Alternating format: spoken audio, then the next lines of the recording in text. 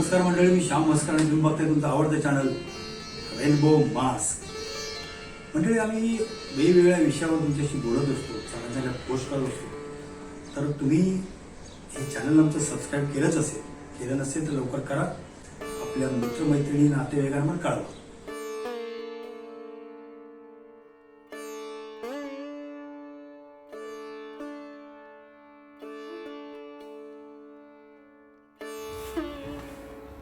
पेशंटचे नवरे. आपल्या कटकटी बायकोला तपासण्यासाठी डॉक्टरकडे घेऊन येणारे नवरे हे एक फार गमतीशीर प्रकरण आहे.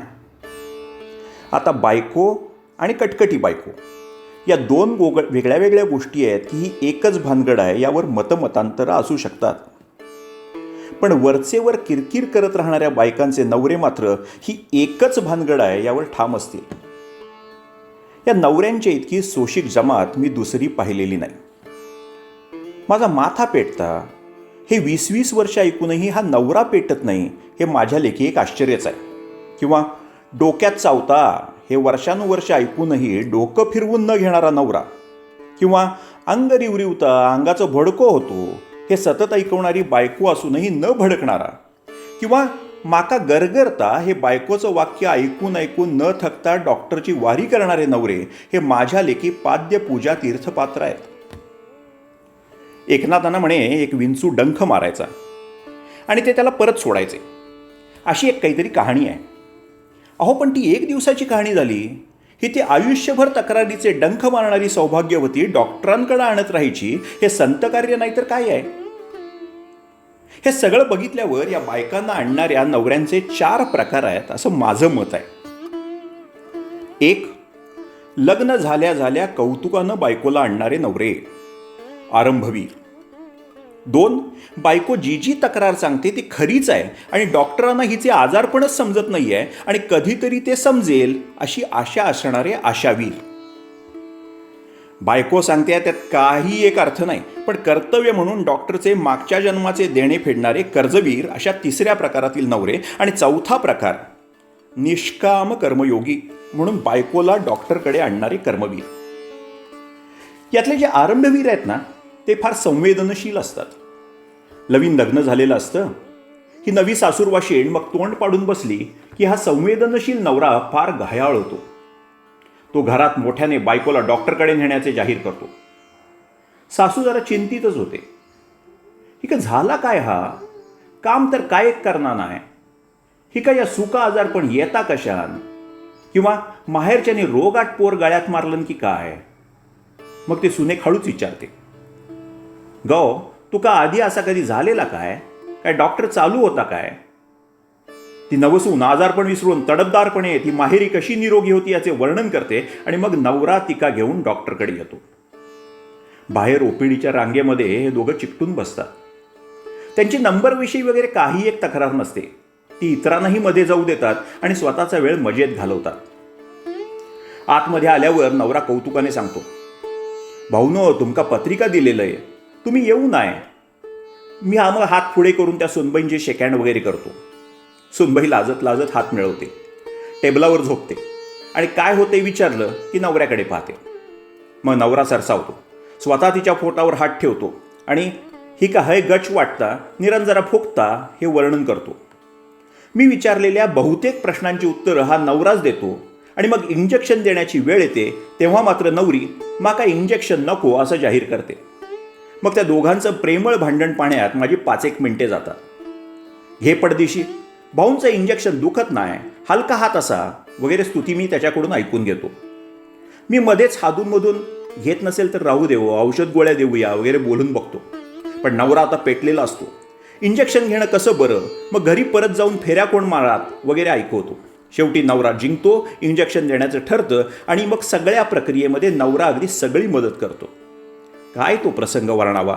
नववधूच्या किंचाळ्या, नवऱ्याचं प्रेमळ दरडावणं, हात हातात पकडून धीर देणं, आणि मीही हे सगळं कौतुकानं बघत राहतो. हा सोहळा फार रमणीय असतो. त्या दोघांचं प्रेम पाहणं हा एक अनुभवच असतो आणि इतकी जोडपी पाहूनही मला अजूनही त्याचा कंटाळा आलेला नाही. सगळा प्रकार तोच, पण प्रत्येक अनुभव नवा वाटतो. ही नव्याची नवलाई किती दिवसात, महिन्यात, वर्षात संपावी याला काहीही नियम नाही. आता जो दुसरा प्रकार असतो तो क्रॉनिक असतो. बायको वर्षानुवर्ष काहीतरी वेग म्हणजे पुस्तकांच्या किंवा वैद्यक ज्ञानाच्या पलीकडची तक्रार सांगत असते आणि नवरा भक्तिभावानं तिला वेगवेगळ्या डॉक्टरांकडे फिरवत असतो. असे नवरे बायकोच्या काळजीने इतके ग्रस्त असतात की माझ्या दवाखान्यात आल्यावर खरा पेशंट ती बायको दिसायची ऐवजी तो नवराच दिसतो. तो एंट्री केल्यावर एक अत्यंत चॅलेंजिंग केस मी तुमच्यासाठी आणली आहे अशा आविर्भावात म्हणतो, भाऊनो लास्टला तुमच्याकडे येईल. लय डॉक्टर केले पण हिचा आजार कुणाच गवसत नाही. मग तो पिशवीतून कागदपत्र काढतो आणि वेगवेगळ्या डॉक्टरांचे विविध जादूचे प्रयोग मला दाखवतो. ती सगळी नावांची यादी बघून मी आधी निम्मा गारद होतो. या सगळ्या डॉक्टरांपेक्षा मी अधिक हुशार किंवा नवीन शोध लावणार आहे यावर माझा खरं तर अजिबात विश्वास नाही आहे. आपली लायकी आपल्यालाच माहिती असते नाही का हो. पण मी काळजीपूर्वक सगळी कागदपत्रे चाळतो, एक्सरे पाहतो, काढलेले ढिगभर ECG पाहतो. एवढे सगळे डॉक्टर आणि तपासण्या करूनही त्या महामायेच्या छातीत डाव्या बाजूस दुखणे चालूच झालेले आहे आणि ते तसेच आहे हे ऐकून अगदी हताश होतो. सगळे रिपोर्ट्स नॉर्मल असूनही आणि या बाईचे हृदय घोड्यापेक्षा टणटणीत आहे हे लक्षात येऊनही मला खरं बोलणं शक्य नसतं. पण मग मीही मन लावून पुन्हा तपासतो. पूर्वगृहीत तपासणी होऊ नये म्हणून नव्या कोऱ्या मनाने तपासतो. पण खात्री असते की बाईला काहीही एक आजार नाही. बाई शांत असते, पण हा बिचारा नवरा जो काही धडपडत असतो ते पाहिल्यावर या बाईपेक्षा या बुवालाही ट्रीटमेंट द्यावी की काय असा दुटप्पी विचार मनात डोकावून जातो. नवरा गंभीरपणे विचारतो, कशापासून दुखता? मी सांगायचा प्रयत्न करतो. सायकोसोमॅटिक वगैरे काय म्हणजे त्याला गावठी भाषेत समजावून सांगतो. म्हणतो, कानडे ही घोर करता, आजार काय नाही, टेन्शन घेता. हे ऐकलं की नवरा मात्र पेटतो. म्हणतो, टेन्शन कशाचा? माका काय पान, तंबाखू, दारू काय एक व्यसन नाही. घरी खाऊ पिऊ काय कमी नाही. पोरा बाळांचा बरा चालला, टेन्शन काय नाही. आता काय कप्पाळ सांगायचं की बाबा तुका व्यसन नसला, घरी खाऊ पिऊ कसला तरी मन ही फार विचित्र गोष्ट आहे. कानडे परत विचारतो, भाऊ टेन्शन तर नाही आहे, मग दुखता कशान? आता आमच्याकडे वात हे अनेक प्रश्नांचं एकमेव उत्तर आहे. एकदा वात असा शिक्का मारला की बातच नको. नाईलाजानं मग मीही त्या वाताला वेठीला धरतो आणि त्याच्यावर त्या दुखण्याचे पातक फोडून मोकळा होतो. शांतपणे मग अँझायटी डिप्रेशनच्या गोळ्या लिहून देतो आणि हुश्य करतो. आता अँझायटी डिप्रेशनच्या गोळ्यांचा परिणाम दिसायला 1-2 आठवडे लागतात. पण हा चिंतातूर जंतू दुसऱ्याच दिवशी बायकोला घेऊन पुन्हा हजर होतो. बाहेर वेटिंग रूममध्येच बोंबाबोंब सुरू करतो. कालच हायसन येऊन गेला, औषधं गरज पडली, जास्तच झाला, झक मारीत मी त्याला नंबरच्या पुढे घेतो आणि आत आल्या आल्या नवरा बेफाम सुटतो. भाऊ काल काय औषध दिलात? ती गरम पडली ना. काल जर डोंब उठलो तिच्या, वरचा श्वास वर नि खालचा खाली, जागता की मरता असा झाला. मी वैतागतो, उठतो, तिला दात ओठ खाऊन पुन्हा तपासतो, थोडासा भडकतो सुद्धा आणि शांतपणे कानड्यांना समजावून सांगायचा प्रयत्न करतो, कानडे सुरू केलेल्या औषधांचा गुण येऊ 2 आठवडे लागतील. कानडे तिरकसपणे विचारतो, अंतवरीचा जीव जायचा तर? मी राग गिळतो आणि त्या रागाची भरपाई म्हणून तिला सलाईन लावायचा आदेश देतो. लगेच कानडे, भाऊ सलाईन लावला तर थंड नाही ना पडायचा? औषध गरम आणि सलाईन थंड. त्या शंकासुराला मी कसाबसा समजावतो आणि एकदाचं सलाईन सुरू होतं. बिल देताना कानडेचा हाव चूक मात्र तुमची आणि पैसा मात्र माझा गेला असा असतो. कसे बसे 14 दिवस काढल्यावर कसे बसे असं म्हणायचं कारण असं की आधेमध्ये कानडे येतच असतो, काही फरक नाही म्हणून सांगत असतो. तर हे 14 दिवस काढल्यावर थोडाफार परिणाम दिसतो आणि बाईची कुरकुर 4 आणे कमी होते. पण पूर्ण बरं वाटलं असं सांगितलं तर डॉक्टर बिघडेल अशी आमच्याकडे एक समजूत आहे. आणि तसंही आमच्याकडे कौतुक हात राखूनच कोकणात करायची पद्धत आहे. म्हणून त्यामुळे काही वेळेला वैतागून शेवटी मी तिला याला KEMला दाखवून आणा अशी घोषणा करतो. आमच्याकडे KEM आणि मुंबई या 2 ठिकाणी जर आजार सापडला नाही तर बाहेरचे बघतात किंवा मग ते बरे होतात. पेशंट KEMला जाऊन येतो आणि नवरा दिमागदारपणे मला सांगतो, भाऊनो कॅल्शियम कमी म्हणून सांगितल्याने. आता मी स्टँडर्ड कंपनीचे कॅल्शियम ऑलरेडी देऊन झालेले असते, पण KEMला आमच्याकडे चॅलेंज करता येत नाही. काही नवरे तर व्रत घ्यावे तसे बायकोला घेऊन डॉक्टर करत फिरत असतात. मला त्यांचा रागही येतो आणि त्यांच्याबद्दल वाईटही वाटतं. आपल्या बायकोला काहीही झालेलं नाही याची खात्री असणारे नवरे मला फार म्हणजे फार आवडतात. ही नवरे मंडळी दवाखान्यात आली की आम्ही दोघे एकमेकांकडे पाहून अर्थपणे हसतो. म्हणजे जणू तो नजरेनंच मला म्हणतो, भाऊ आता मागच्या जन्माचा देणा फेडू केलंय, काय ते करा. आतमध्ये खुर्चीत बसल्यावर बायको सुरू होते, माथा पेटता, डोळे जळजळतात, काळजापाशी फागारे, डावी कुस फुगता, निरांगच होता, पायाक फुटा, तळवे पेटत, अशी केसांपासून पायांपर्यंत तिला जे जे होते ते सगळं ती सांगते. बरेचदा तर तिच्या तक्रारी तिला मीच ऐकवतो आणि विचारतो, यापेक्षा काही वेगळं असतं तर सांग. पण दरवेळी ती महामाया शांतपणे एकतरी तक्रार नव्यानं सांगतेच सांगते. मी हताशपणे नवऱ्याकडे पाहतो. तो म्हणतो, भाऊनो, दिवसभर कामांवरून घरी यायचं आणि हिचा ह्या ऐकायचा, काय ती एकदाच करा बरं. बरेच नवरे तर गाडी सर्व्हिसिंगला आणावी तशी बायकोला 2 महिन्यातून एकदा सलाईन लावायला आणतात. ती आतमध्ये गेली की मी नवऱ्याशी मनसोक्त गप्पा मारतो. काय हो बाणे, माहेरसून काय पैशाचं गाठोडं घेऊन येले की काय? बाणे मग मनापासून चिडतो आणि म्हणतो, डोंबलाचं गाठोडं, हाय मी खंग झालो हिच्या औषधा पाण्यात. मग मी म्हणतो, काय हो बाणे, तुमका ती इतका काय चुटकला नाही हा? बाणे नरमतो, म्हणतो, तुम्ही नाही हो डॉक्टर, तुमचा बिल कमी पण औषधा का काय कमी लागता? मुंबईपासून फिरवून आणले, सगळे डॉक्टर काळजी करता एवढंच सांगतात. ही का मी किती सांगितलंय, तुझं मन वाईच नीट ठेव, निर्मळ ठेव, पण ऐकत नाही. कधीतरी मी लटक्या लागाने त्या बायकोसमोरच नवऱ्याला विचारतो, ओ बाणे, तुम्ही दुसरं लगीन करावं. बायको रागानं म्हणते, आता मिळतं हे का बाई, दुसरी कोण टिकली नसती यांच्या घरात. किंवा मग मी उगाचच मार्ग सुचवतो, ओ बाणे, तुम्ही जरा हिच्या सौतिक वाईक जास्त काम करूक सांगा.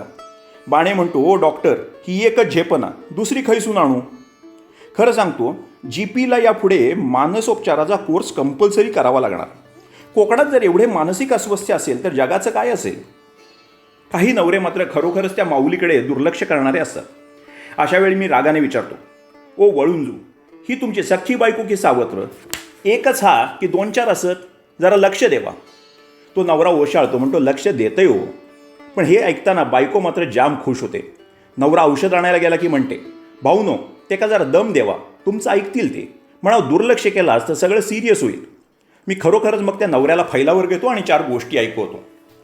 काही नवऱ्यांना तर सगळी ट्रीटमेंटच पाठ असते. तेच मी का सांगतात, भाऊनो, ती लिटोट्रिपीची गोळी देवा, मग हिचा सगळा व्यवस्थित असता. ती गोळी बंद झाली की बिघडता. काही नवरे मात्र बायकोबद्दल आतमध्येही येत नाहीत, बाहेर बसून येतात. बिल देण्यापुरते आत येतात. काहीही सांगितलं तरी त्यांच्या चेहऱ्यावर मनमोहन भाव असतात. हां हू याशिवाय ते काहीच जास्त बोलत नाहीत. पण एकूणच येणारे नवरे खूप काय अनुभव देऊन जातात. मुंबईकडे येणारे नवरे हे एक भारी प्रकरण आहे. बायकोच्या गावठी डॉक्टरकडे काही नवरे जरा कॉम्प्लेक्स ठेवूनच बघतात. मी मुंबईला MD डॉक्टरकडे दाखवलंय, सगळे रिपोर्ट्स केले. आता तुम्ही नवीन शोध काय लावाल असा त्यांचा सर्वसाधारण नूर असतो. ECG करूया, मुंबईला 1 वर्षापूर्वीच केले. रक्त तपासूया, मुंबईला तपासूया. अरे गड्या, सगळंच जर तू मुंबईला करणार आहेस तर मी करू तरी काय इथे? नवरे सांगतात, तुम्ही तात्पुरतं काय ते द्या, ही का मी महिन्याभरात परत मुंबईला नेते. त्याचा विश्वास आपल्यावर नाही हे समजूनही शांत चेहऱ्यानं वावरावं लागतं. पण खूप नवरे खरेखुरे आदर्श असतात.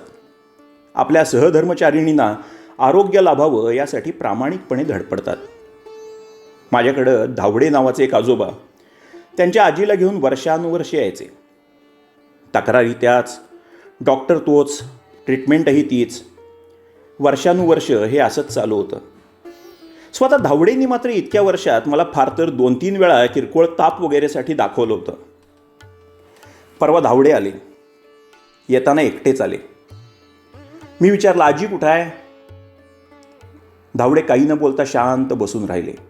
माझ्या मनात शंकेची पाल चुकचुकली.